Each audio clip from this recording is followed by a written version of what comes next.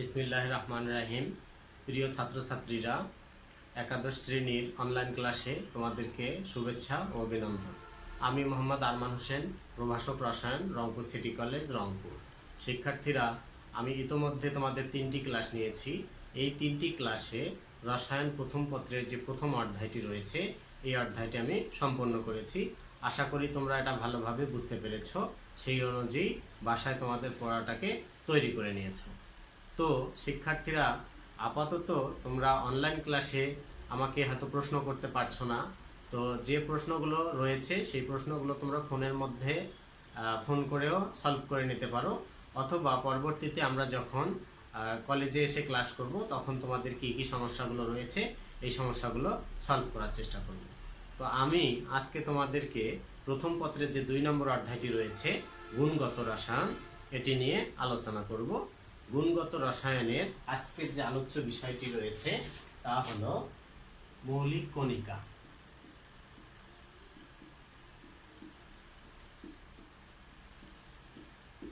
আজকে আমি আলোচনা করব মৌলিক কণিকা নিয়ে। তো প্রথমেই জানতে হবে মৌলিক কণিকা কি। তো মৌলিক কণিকার সংজ্ঞা হলো যে সকল অতি সূক্ষ্ম কণিকা দ্বারা মৌলের পরমাণু গঠিত তাদেরকেই মৌলিক কণিকা বলা হয়ে থাকে। এই মৌলিক কণিকা 2 প্রকার। 1 নম্বরে হলো স্থায়ী মৌলিক কণিকা,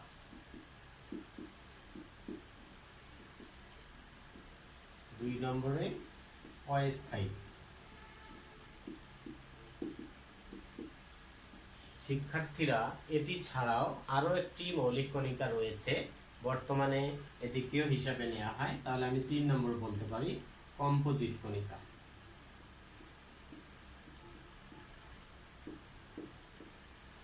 তাহলে মৌলিক কণিকা 3 প্রকার: স্থায়ী মৌলিক কণিকা, অস্থায়ী মৌলিক কণিকা, কম্পোজিট কণিকা। স্থায়ী মৌলিক কণিকা কোনগুলো? তো স্থায়ী মৌলিক কণিকাগুলো হলো যে পরমাণুকে ভাঙলে বা বিশ্লেষণ করলে যে সকল কণিকা স্থায়ীভাবে পাওয়া যায় তাদেরকেই স্থায়ী মৌলিক কণিকা বলা হয়। তাহলে স্থায়ী মৌলিক কণিকার অন্তর্গত হবে ইলেকট্রন, প্রোটন, নিউট্রন। এই 3টি হলো স্থায়ী মৌলিক কণিকা। অস্থায়ী মৌলিক কণিকা হলো নিউট্রন, পজিট্রন, এগুলো অস্থায়ী মৌলিক কণিকা। তো স্থায়ী মৌলিক কণিকা এবং অস্থায়ী মৌলিক কণিকা যেগুলো রয়েছে এগুলোকে আমি বোর্ডে লিখব, তোমরা এগুলো লিখে নাও। অস্থায়ী যে মৌলিক কণিকা রয়েছে, অস্থায়ী মৌলিক কণিকা পজিট্রন, অ্যান্টিনিউট্রন, মেসন, আরও উদাহরণ রয়েছে, যে সংখ্যা প্রায় 100টির মতো রয়েছে অস্থায়ী মৌলিক কণিকা। মেসন, পজিট্রন, পাইয়ন, অ্যান্টিনিউট্রিনো, মেসন, এগুলো হলো অস্থায়ী মৌলিক কণিকা। কম্পোজিট কণিকার মধ্যে রয়েছে আলফা কণিকা, ডিউটেরন। তো অস্থায়ী কণিকাগুলো এগুলো একটু সময় পর স্থায়ী মৌলিক কণিকাতে রূপান্তরিত হয়ে যায়, এর জন্যই এগুলোকে অস্থায়ী হিসাবে ধরা হয়। কম্পোজিট কণিকা দুটিকে তোমাদের ভালোভাবে মনে রাখতে হবে, আলফা কণিকা এবং ডিউটেরন, এই দুটি হলো কম্পোজিট কণিকা। এগুলো এমসিকিউ প্রশ্নে অনেক বেশি আসে, এই জন্য তোমাদেরকে এটা ভালোভাবে মনে রাখতে হবে। তো পরীক্ষার প্রশ্নের মধ্যে এই যে স্থায়ী মৌলিক কণিকা যে 3টি রয়েছে, ইলেকট্রন, প্রোটন, নিউট্রন, এগুলো নিয়ে তোমাদের পরীক্ষায় প্রশ্ন হতে পারে। এই জন্য ইলেকট্রন, প্রোটন, নিউট্রন যে স্থায়ী মৌলিক কণিকা রয়েছে 3টি, এই 3টি সম্পর্কে তোমাদেরকে বিস্তারিত জানতে হবে। দেখো, আমি এখন যে ইলেকট্রন, প্রোটন, নিউট্রন স্থায়ী মৌলিক কণিকা 3টি, এগুলোর পরিচিতি নিয়ে আলোচনা করছি। ইলেকট্রন, এটি 1897 সালে বিজ্ঞানী স্যার জে থমসন এটি আবিষ্কার করেন। এর ভর 9.11 × 10⁻28 গ্রাম। এইটাকে যদি আমরা কেজি ইউনিটে রূপান্তর করতে চাই তাহলে 9.11 × 10⁻31 কেজিতে রূপান্তরিত হবে। এটির আরও একটি ইউনিট রয়েছে যেটি হলো অ্যাটমিক মাস ইউনিট।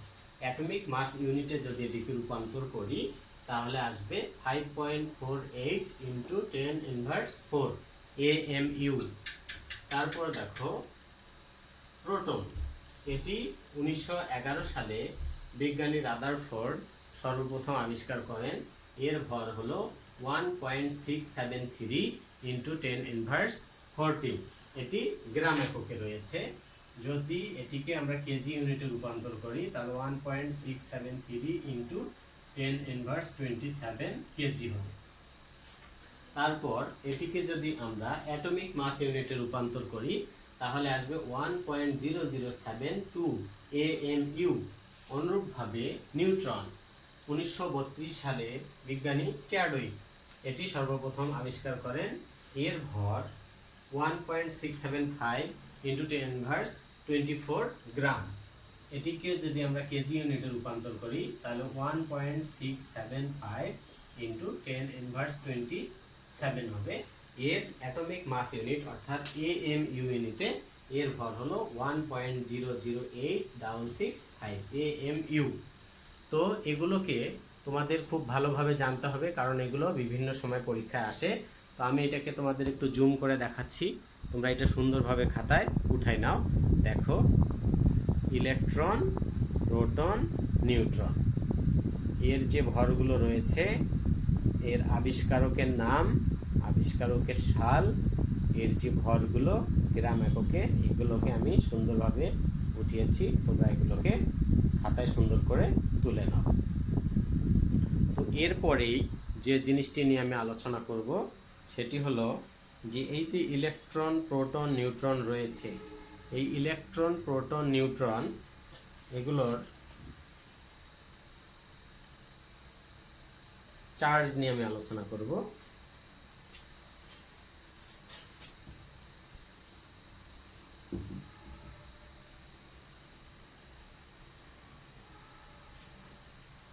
ইলেকট্রনের চার্জ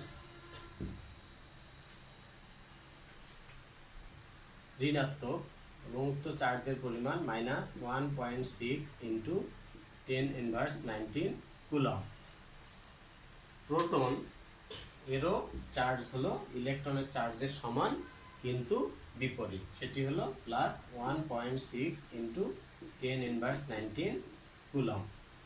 আর নিউট্রন যে রয়েছে, এই নিউট্রন এটি হলো চার্জ নিরপেক্ষ। চার্জ নিরপেক্ষ এই জন্যই এটির নাম হয়েছে এরূপ, নিউট্রাল থেকে নিউট্রন আসছে, চার্জ নিরপেক্ষ। তাহলে ইলেকট্রনের এই যে চার্জটি রয়েছে, এই চার্জটিকেই চার্জের ক্ষুদ্রতম একক হিসেবে ধরে নেওয়া হয়, যে -1.6 ইন্টু 10⁻19 কুলম, এটি হলো ইলেকট্রনের চার্জ। আর প্রোটনের চার্জ হলো +1.6 ইন্টু 10⁻19 কুলম। আর নিউট্রনের চার্জ হলো চার্জ নিরপেক্ষ। ইলেকট্রনের চার্জকে আরেকটি ইউনিটে রূপান্তর করা যেতে পারে, ESU, ইলেকট্রন সেকেন্ড ইউনিট।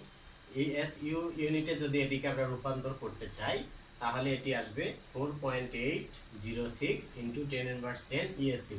অনুরূপভাবে প্রোটনের চার্জটিও তাই হবে 4.8 ইন্টু 10⁻10 ESU। এখন তোমাদেরকে যে জিনিসটা জানতে হবে যে কুলম, EMU এবং ESU এদের মধ্যে সম্পর্ক কি। দেখো, 10 কুলম ইকুয়াল হলো 1 EMU ইকুয়াল 10⁻10 ESU। এই জিনিসটা থেকে সহজেই এগুলোকে তোমরা রূপান্তর করতে পারবে। এটা 3 ইন্টু 10⁻10 ESU, 3 ইন্টু 10⁻10 ESU। এখন পরীক্ষা করে দেখা গেছে যে ইলেকট্রনের যে ইয়াগুলো রয়েছে, যে ভর, হাইড্রোজেন পরমাণুর ভরের তুলনায় কত গুণ ভারী, এটিকে দেখানোর জন্য এক এক বইয়ে এই ইনফরমেশনটার মধ্যে একটু ভিন্নতা রয়েছে। যেমন হলো যে ইলেকট্রনের যে ভর রয়েছে হাইড্রোজেনের তুলনায় 1/1800, কোনো বইয়ে রয়েছে 36, 37, 38। আপডেট যে বইগুলোতে রয়েছে হাইড্রোজেনের তুলনায় এত গুণ। তাহলে ইলেকট্রনের ভর, হাইড্রোজেনের যে ভর রয়েছে হাইড্রোজেনের ভরের তুলনায় 1/1840 গুণ হালকা। তারপর দেখো প্রোটন, এটি চার্জ উল্লেখ হলো, নিউট্রন এটিরও চার্জ উল্লেখ হলো। এখন এই যে ইলেকট্রন এটির অবস্থান, এর অবস্থান হলো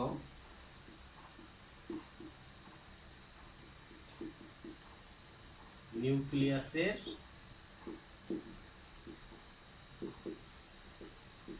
বাইরে, প্রোটনের অবস্থান নিউক্লিয়াসে, নিউট্রনের অবস্থানও নিউক্লিয়াসে।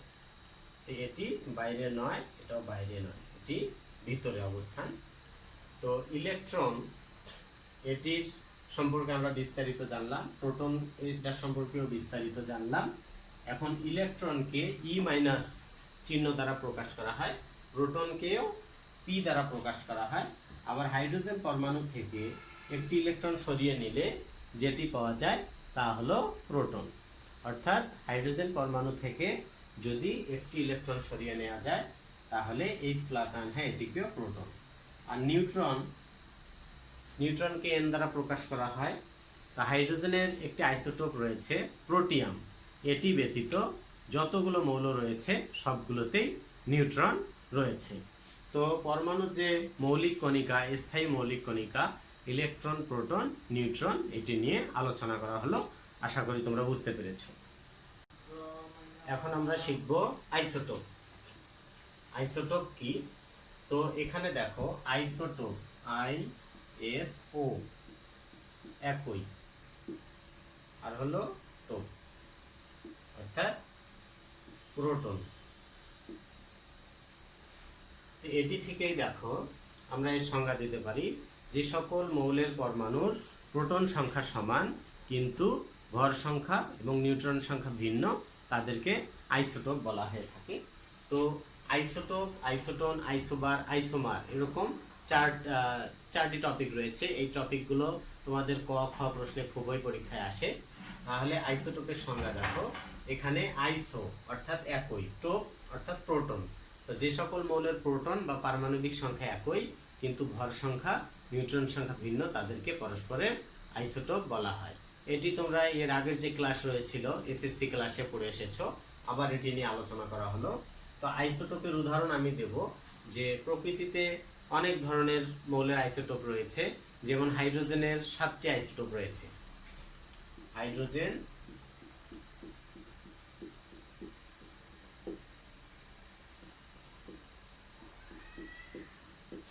প্রত্যেকটির প্রোটন সংখ্যা 1, অর্থাৎ পারমাণবিক সংখ্যা 1, কিন্তু এটির ভর 1, এটি 2, 3, 4, 5, 6, 7, এগুলো সবগুলো হাইড্রোজেনের আইসোটোপ।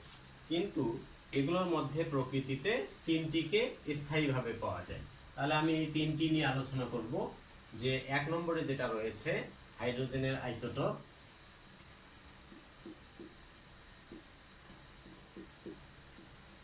প্রথমটি, এটির নাম হলো প্রোটিয়াম। 2 নম্বরে যেটি রয়েছে এটির নাম হলো ডিউটেরিয়াম, এটি হলো ট্রিটিয়াম। এই প্রোটিয়াম এটিকেই আমরা হাইড্রোজেন বলবো, হাইড্রোজেন। তো শিক্ষার্থীরা, আমি শর্টকাট কিছু জিনিস শেখাবো যে জিনিসগুলো তোমাদের কাজে লাগবে। পি দিয়ে আমি প্রোটন বোঝালাম, প্রোটন একটি, আর হলো ভর P+N, এটি মিলে হলো ভর। তাহলে এটি দেখো P+N equal to P equal 1, এটিরও P+N equal হলো 3, P ইকুয়াল 1। তাহলে এইটা থেকে সহজেই আমরা নিউট্রন বের করতে পারি। নিউট্রন 0, এর নিউট্রন সংখ্যা 1, এর নিউট্রন সংখ্যা হলো 2। তাহলে এখান থেকে তোমাদের কিছু এমসিকিউ প্রশ্ন আসতে পারে যে হাইড্রোজেনের কোন আইসোটোপে নিউট্রন অনুপস্থিত। তাহলে আমি কিছুক্ষণ আগে যেটা বললাম যে হাইড্রোজেন আইসোটোপ প্রোটিয়াম, এটিতে কোনো নিউট্রন থাকে না, অর্থাৎ নিউট্রন হাইড্রোজেন আইসোটোপ ব্যতীত সকল মৌলেই নিউট্রন থাকে। তাহলে হাইড্রোজেনের যে আইসোটোপ প্রোটিয়াম, এটিতে নিউট্রন অনুপস্থিত আর ভর সংখ্যা হলো 1। তারপর হাইড্রোজেনের আরেকটি আইসোটোপ রয়েছে ডিউটেরিয়াম, এটিতে দেখো এর ভর হলো 2, প্রোটন সংখ্যা 1, নিউট্রন সংখ্যা 1। অপর আইসোটোপ ট্রিটিয়াম, এটিতে দেখো ভর হলো 4, প্রোটন সংখ্যা 1, নিউট্রন সংখ্যা 2। তো এগুলো থেকে তোমাদের এমসিকিউ আসতে পারে, সেই অনুযায়ী নিজেদেরকে তৈরি করতে হবে। কার্বনের 3টি আইসোটোপ রয়েছে, কার্বন 12, কার্বন 13, কার্বন 14। তো এখানে কার্বনের ভর P+N অর্থাৎ প্রোটন যোগ নিউট্রন ইকুয়াল 12, এখানে P+N ইকুয়াল 13, এখানে P+N ইকুয়াল 14। তাহলে প্রোটন আছে 6টি, নিউট্রন রয়েছে 6টি, এখানে নিউট্রন রয়েছে 7টি, এখানে নিউট্রন রয়েছে 8টি। তাহলে এভাবে বিভিন্ন মৌলের যে পরমাণুগুলো রয়েছে, যেগুলোর পারমাণবিক সংখ্যা একই কিন্তু ভর সংখ্যা নিউট্রন সংখ্যা ভিন্ন, তাদেরকে আমরা আইসোটোপ বলবো। তোমাদের টেক্সট বুকে দেখবে এরকম অসংখ্য আইসোটোপের উদাহরণ রয়েছে, যেগুলো তোমরা পড়ে তোমাদেরকে আয়ত্ত করতে হবে। এখন আমরা শিখবো হলো আইসোবার। আইসোবার, আইসো একই, বার ভর। তো এটা হচ্ছে আমার একটা মনে রাখার টেকনিক যে আইসো মানে একই আর বারতে আমি ভর বোঝাচ্ছি। তাহলে এখান থেকে দেখো আইসোবারের আমি সংজ্ঞা দিতে পারি, যে সকল মৌলের পরমাণুর ভর সংখ্যা সমান কিন্তু প্রোটন ও নিউট্রন সংখ্যা ভিন্ন, তাদেরকে পরস্পরের আইসোবার বলা হয়ে থাকে। এটির যদি আমি একটা উদাহরণ দিই তাহলে তোমাদের কাছে আরো সহজ হয়ে যাবে। দেখো কপার আর হলো জিঙ্ক। তোমরা জানো কপারের পারমাণবিক সংখ্যা 29, জিঙ্কের পারমাণবিক সংখ্যা 30। এই কপারের ভর হলো 64 এবং জিঙ্কও রয়েছে 64। তাহলে এরা দুজন পরস্পরের আইসোবার। আইসোবারের সংজ্ঞায় বলা আছে যে সকল মৌলের পরমাণুর ভর সংখ্যা সমান কিন্তু প্রোটন সংখ্যা ও নিউট্রন সংখ্যা ভিন্ন, তারা পরস্পরের আইসোবার। তাহলে এখানে দেখো এটা হলো ভর,